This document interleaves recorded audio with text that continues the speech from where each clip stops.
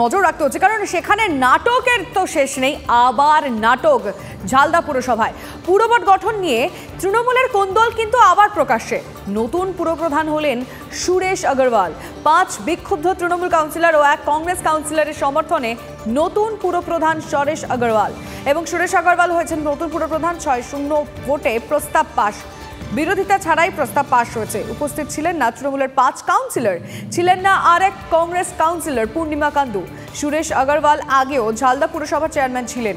সুরেশ আগরওয়ালকে সরিয়ে পরে কুর্সিতে বসেন শিলা চট্টোপাধ্যায়। এবার ফের শিলাকে সরিয়ে পুরপ্রধান পদে সুরেশ আগরওয়ালের নাম প্রস্তাব।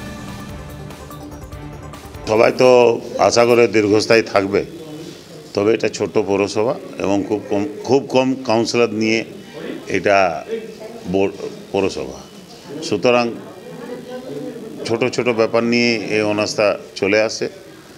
এবং হয়তো আশা করব এই বোর্ডটা যেন আরও যতদিন বেঁচে আছে যেমন ভালোভাবে সুষ্ঠুভাবে চলে, সেটা আমরা চিন্তাভাবনা করেই চালাবার চেষ্টা করব। হুইপের ব্যাপারটা এখনও আমরা জানি না, এখনও আমরা কোনো হাতে কাগজ পাইনি।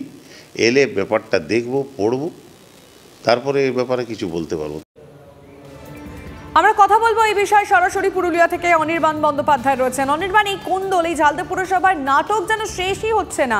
মানে কোথায় গিয়ে থামবে সেটা তো জানা নেই, কিন্তু পুরসভার অন্দরে সব মানে কাজকর্ম কি ঠিকঠাক হচ্ছে?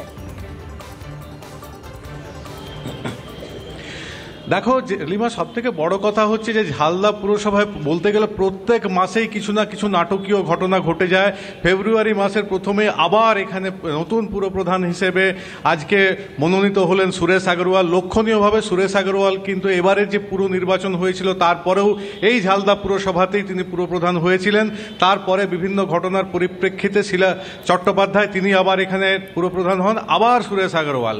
এইভাবে বিভিন্ন সময়ে ঝালদা পুরসভা একের পর এক ঘটনা ঘটছে। কিন্তু সবথেকে বড় কথা হচ্ছে যে পুরসভার যে ন্যূনতম যে সুযোগ সুবিধাগুলো, যেগুলো এখানকার যারা বাসিন্দা, ঝালদা শহরের বাসিন্দা, তাদের যে প্রাপ্য, সেইগুলো নিয়ে উঠছে প্রশ্ন। বিভিন্ন সময় একটার পর একটা ঘটনা ঘটছে, কিন্তু পৌর পরিষেবা সেটার একেবারে তলানিতে ঠেকেছে বলে এখানকার মানুষজনের বক্তব্য।